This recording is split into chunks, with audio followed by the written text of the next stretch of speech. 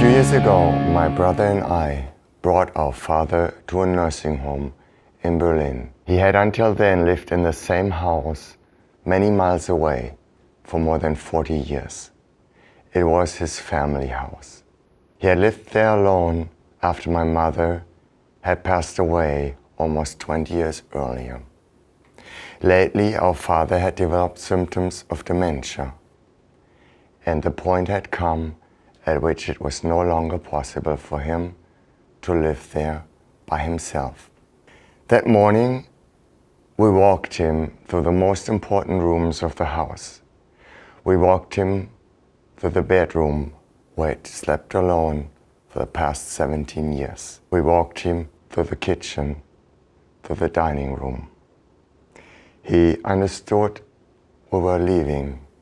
He did not understand that he would never return. Officially, he was only going to the nursing home for 4 weeks as a test, but everybody knew this was the end of his old life.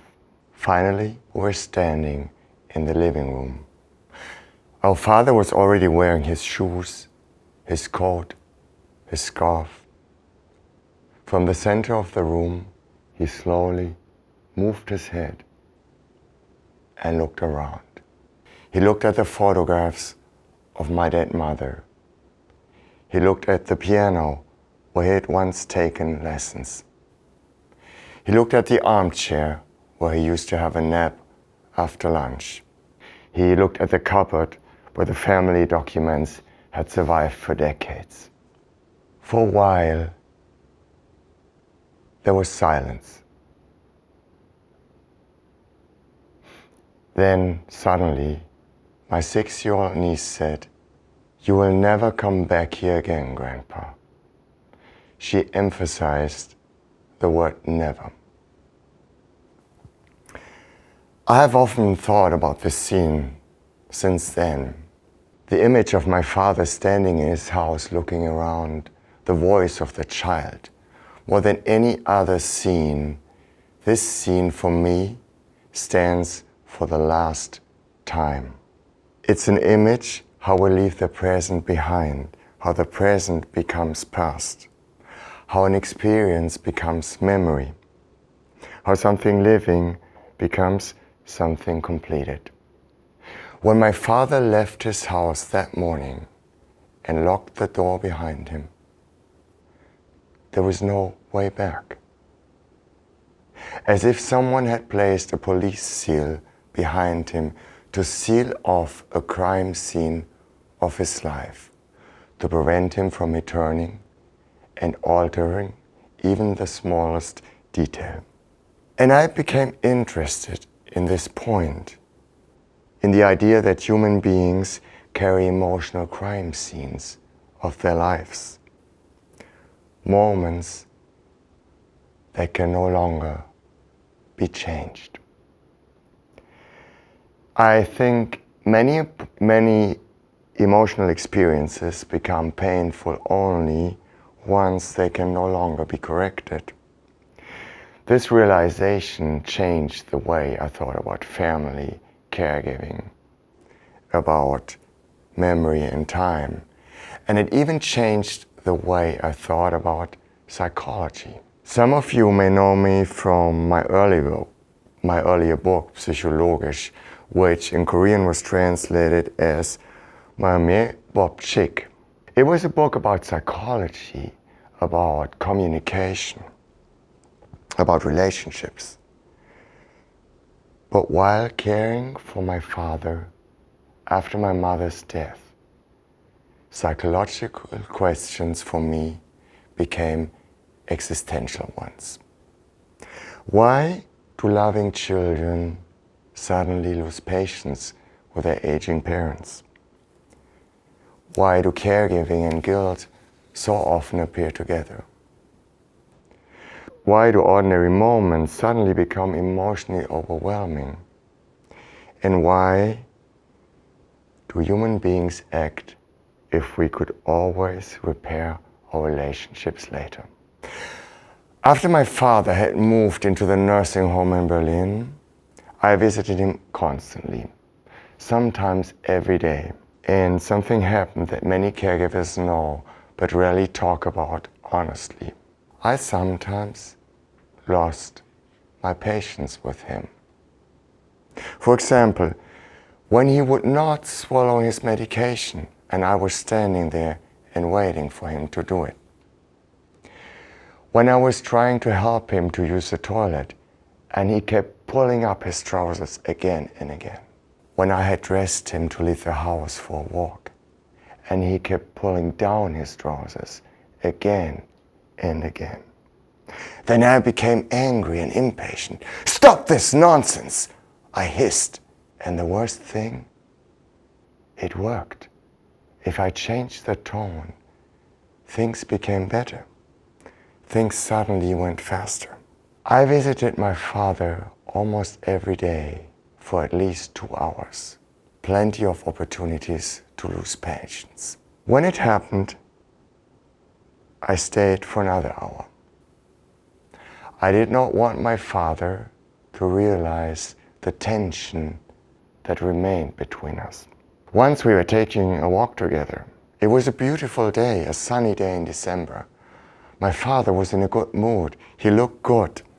We were walking and we were waiting at the crossroads at a red traffic light. Suddenly my father started to walk.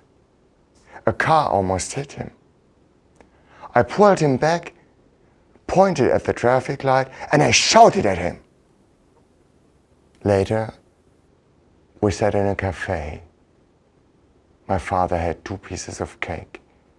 It was always important for him to have 2 pieces of cake and not 1. He smiled. He seemed happy. Everything seemed fine again. But that night, I could not sleep. I was terribly afraid of leaving my father in a way that I would not want to remember, that I would no longer be able to correct things, that the crime scene of my life would be sealed off, because my father might die the next day or no longer recognize me. This fear was real. It could happen any day. It was then that I understood something very important. Caregiving changes our experience of time. I'm not alone in this. Concern for aging parents is affecting my entire generation. I'm part of the Generation X. In Germany and in Korea as well, I believe, it's currently the biggest generation. In Germany, we're about 16, 17 million. In Korea, it's more than 13 million. Our parents are growing old. Friends return from visiting their parents, their homes, with a disturbing realization that home no longer feels the way it was, that things still function, but not much longer, that something will have to change, that something will have to happen. In some mothers and fathers, signs of dementia begin appearing like buds. One wants to ignore, uncertain what they show once they're open. Around 1.8 million people with dementia live in Germany, and in Korea it's also more than 1 million. And this number is growing day by day. In other parents, other illnesses slowly diminish their abilities. Thinking, walking, loving. Or it is simply old age. This sounds reassuringly normal, but it too marks the beginning of a period filled with uncertainties, with unforeseen changes, and a period in which responsibility slowly shifts. We, the children, are undergoing similar experiences on a massive scale, while our parents are growing old. Recognizing signs, interpreting signs, admitting signs to ourselves. negotiating consequences, experiences love and conflict, processing transformations, saying goodbye, and the terrible fear of the last time. The moment in which we can no longer change things is a tipping point. Once it has been crossed, we begin describing events as irreversible, losses as irretrievable, and missed opportunities as beyond repair. Since my father had moved into the nursing home close to my house, and I had begun seeing him regularly, I had the idea of this tipping point haunting me. I kept asking myself, how do we recognize the moment in which the present becomes past? And I found the answer surprisingly difficult. We don't have time machines like in science fiction movies. We cannot travel back in time and make up for things. We cannot undo actions or decisions. But there are experiences which we perceive as repetitions. In German, the word to repeat is wiederholen, which literally means to get back, wiederholen. The Danish philosopher Søren Kierkegaard wrote an entire book about repetition. Kierkegaard believed that repetition, the possibility of experiencing something familiar once again, is one of the conditions of happiness. For Kierkegaard, repetition belonged neither to memory nor to hope. It belonged to the present, to the feeling that life continues, that relationships continue. He wanted to know if true, exact repetition exists. So he made an experiment. He traveled to Berlin, where he had been before, to relive a happy period of his life. But when he got there, he realized everything had changed just slightly. The theater, the place he was staying, the people, even he himself. And he realized something deeply unsettling for him. True, exact repetition does not exist. This disappointed Kierkegaard, but for us, it can give us some hope, because if exact, true repetition does not exist, every new encounter, everything we perceive as repetition, is slightly open to change. We can change things. It gives us the possibility of correction, not only to regret something, but to transform regret into action. In German criminal law, we have a concept that is called tätige Reue, which translates into active repentance. It means not only to repent something I did wrong, but to try to make up for failure to act, to undo the consequences of my actions, to extinguish a fire I started, to repair a relationship at the next opportunity. It is possible. Just when does the next opportunity become our last opportunity? When I was a student at New York University Law School in the year 2001, there was a famous bar at the top of North Tower of World Trade Center. It was on the 109th floor. It was called Windows on the World. Every Tuesday they had a famous party for students. Every Tuesday we wanted to go. Every week we kept postponing it. And we kept joking.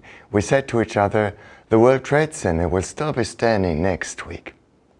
On Tuesday, September 11th, 10:28 that morning, the North Tower of the World Trade Center collapsed. I saw it from the streets in front of my dormitory. I saw the smoke coming off the ruins, and I saw the little tiny dots jumping out of the windows. Many months later, the dean of the law school gave a speech. He did not talk about September 11th. He talked about September 10th. He remembered that people had met in different places all over New York City to have coffee, to have dinner, to simply talk on what seemed an entirely normal day. Just as people often emphasize about September 11th also, that it started as an entirely normal day. He remembered which of those people were gone the next day and which of those places. People that you could easily meet the day before and places that you could go to the day before. In New York City alone, overnight, more than 2,500 people did not exist anymore, and many of the places you had been able to go to just the day before. He concluded his speech saying, "I liked September 10th, and I miss it." About 2.5 years later, my mother died. My mother did not die after a long illness. She died suddenly in a car accident. One ordinary morning, she left the house and did not come back. She did not say goodbye. After a sudden death, friends, even acquaintances, came to me, called me to express their shock about what happened. But it turned out that it wasn't that much the shock about the sudden death of my mother. They were shocked about imagining that their own mother would die so suddenly. And they told me, I couldn't do this, as if people were asked. They said I couldn't handle this because there's so many unresolved questions between me and my mother, so many things to clarify. At the last hug with my mother, I did not know it was the last hug. At the last argument with my mother, I did not know it was the last argument. Not only did I not know it, the thought was so remote that it was beyond my imagination. My mother was completely healthy, and she was one of the most careful drivers in the world. Only after her death did events that until then had seemed endlessly repeatable acquire the quality of the last time. The last times were created retrospectively. In memory, we marked them, we distilled them, and we preserved them like treasures that carry both value and pain. The crime scene had been sealed without announcement. There was no way back. I could no longer change anything. The sociologist Janusz Schobin writes that habits create what he calls an illusion of infinity, allowing us to suppress what he describes as the fear of the mortals before death. Everyday routines create the feeling that life simply continues. The same streets, the same conversations, the same people. They create the impression that we can endlessly correct our actions. The Austrian-born sociologist Alfred Schütz put it in a similar way. He argues that human thinking is shaped by what he calls the fundamental anxiety, the knowledge that we are mortal. I know I will die, and I fear it. But we manage everyday life by putting this fear away, out of sight, and we create an illusion. we simplify the future. We imagine that things will simply continue unchanged. Schütz calls these assumptions idealizations. He calls them the idealizations of and so on, and the idealization of I can always do it again. At some point, however, every crime scene is sealed. It becomes part of the accumulated sum of our lives, of the emotional burden we carry with us while living and dying.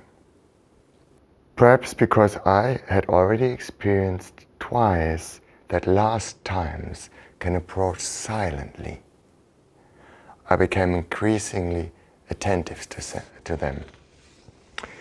I would say I even became obsessed with them, because they can be so difficult to recognize. First times are always obvious. Last times are not. Sometimes, yes, sometimes we know a farewell is approaching.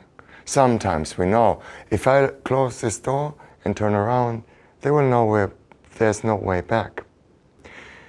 But often there is no visible farewell.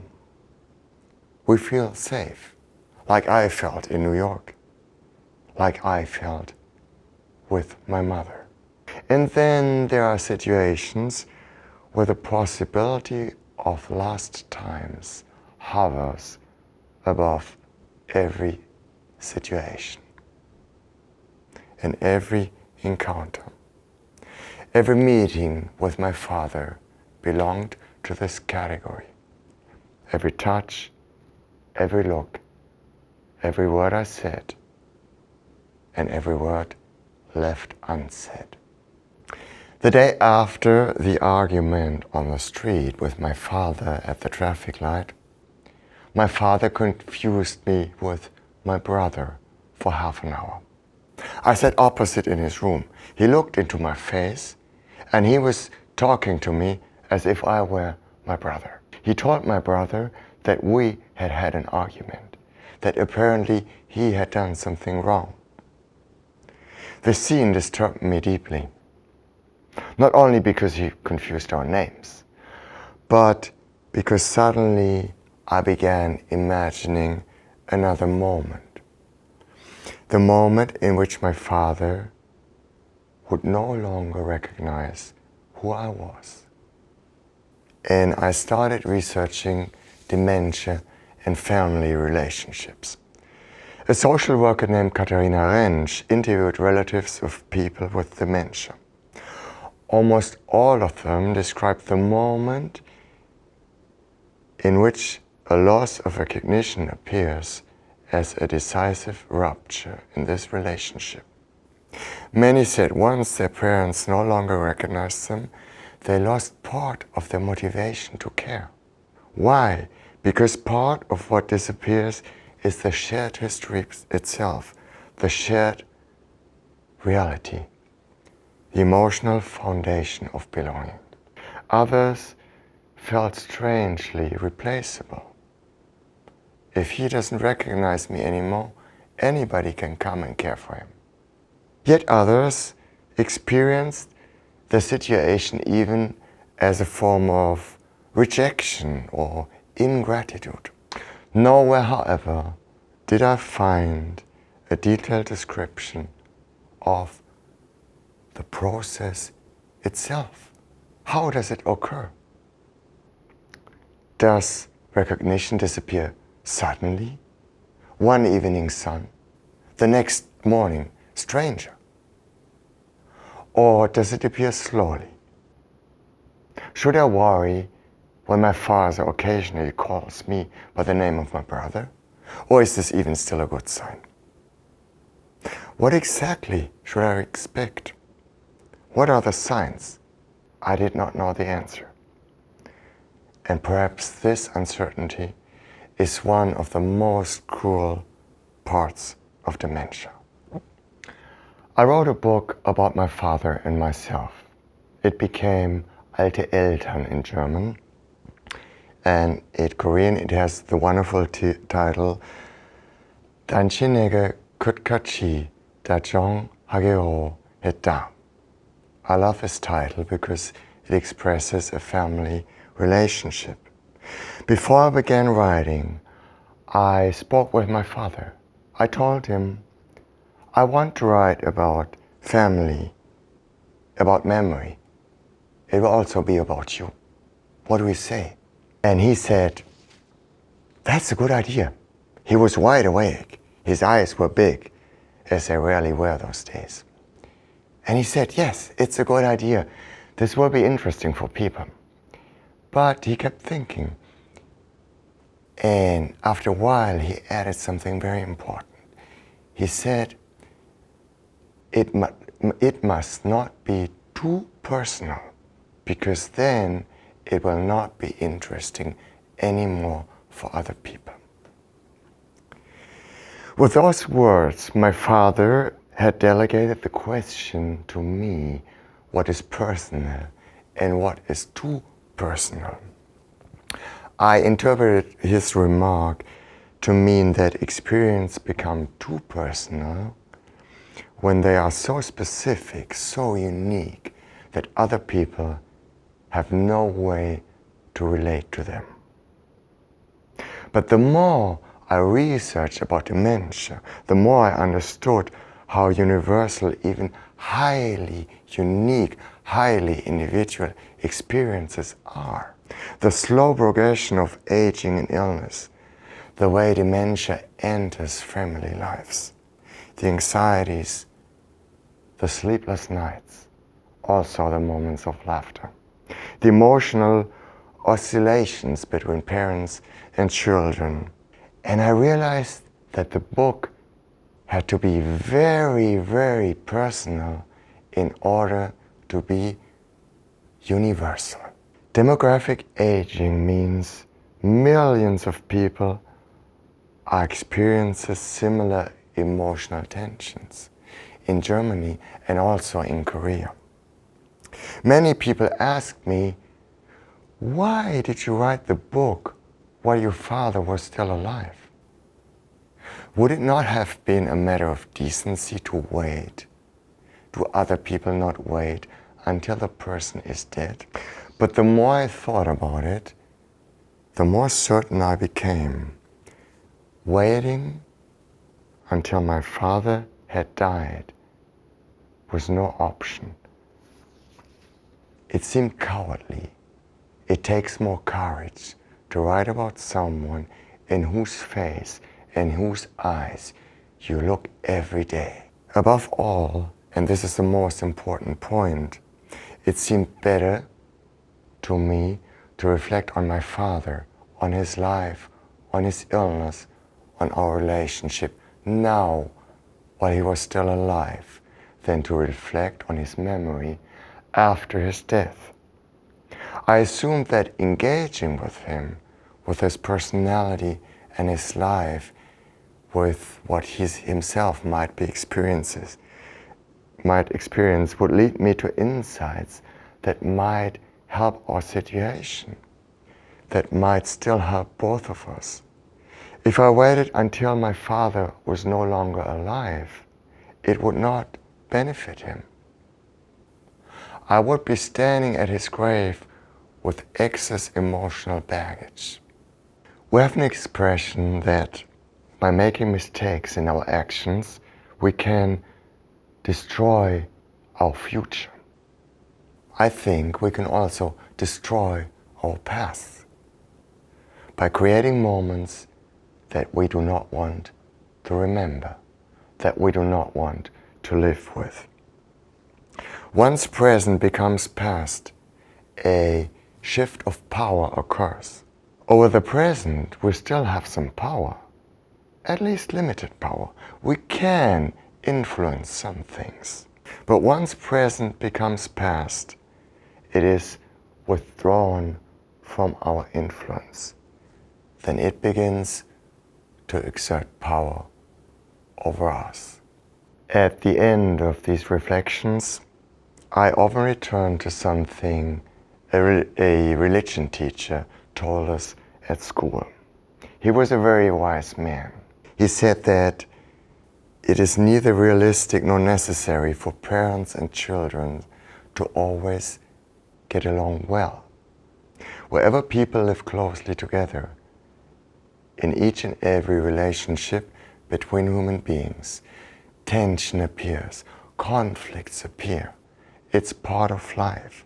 And he told us not to worry about this too much, not to aspire to anything else, because otherwise the fear of the lost time becomes unbearable. Kierkegaard, the Danish philosopher, also writes, "It is just as healthy for older people to have memories that make them laugh as memories that bring them to tears. Nobody grows old carrying only memories with which they are fully at peace." Sometimes I come to think that it's almost a matter of chance whether a crime scene becomes sealed during a moment of closeness or during a moment of conflict. Life contains both. And if life is shaped by both, alternating like ebb and flow, perhaps it is not that important at which exact random moment it stops. Perhaps what is more important is that we returned and kept talking to each other while it was still possible.